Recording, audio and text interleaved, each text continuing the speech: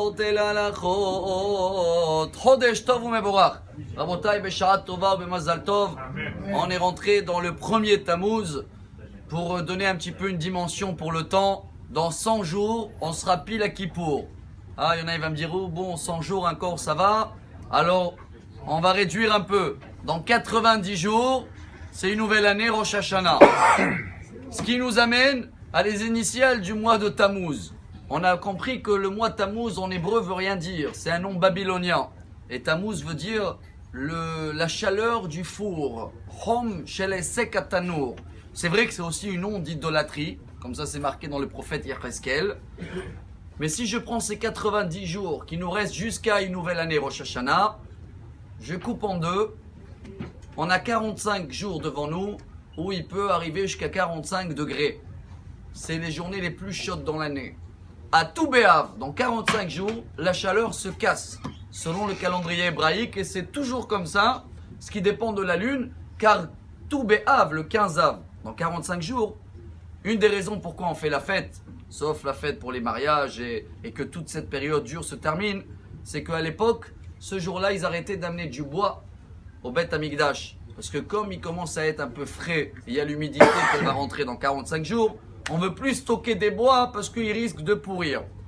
Quel est notre devoir à partir d'aujourd'hui pour les 45 jours qui arrivent, Tammuz, c'est les initiales. Tarutz Maher Ve'enzman. Commence à courir parce qu'il n'y a pas le temps. Oh, si vous voulez, Zmanet Tshuva Meshamshim Ubaim. C'est le moment qu'il faut commencer à travailler déjà maintenant la Tshuva. Quelle Tshuva on peut faire? Tout ce qui touche la chaleur, chers amis. La colère, l'orgueil, les nerfs, tout ce qui nous réchauffe à l'intérieur et on risque d'allumer le feu. Qu'est-ce qu'il dit le Zohar HaKadosh? Ça commence déjà par les Shabbats. Shabbat, il faut qu'on se calme, on fait tout parce que dans ces 45 jours qui arrivent, on risque de chauffer et comme c'est une période chaude, le four il peut allumer. C'est notre premier devoir. On termine en beauté car c'est Rosh Chodesh, c'est quand même une journée de joie. Alors chacun qui reçoit aujourd'hui la halakha, on fait juste un rappel que tout le monde connaît, le Shulchan Aruch dans le Siman 419, Taf Yutet, Tochal Yoter Tov, il faut manger mieux aujourd'hui. Petite Seouda, ce serait bien avec Motzi, ceux-là qui peuvent la viande, ceux-là qui peuvent rajouter un petit verre de vin. Attention, pas au milieu du travail, s'ils risquent de s'endormir ou quoi que ce soit.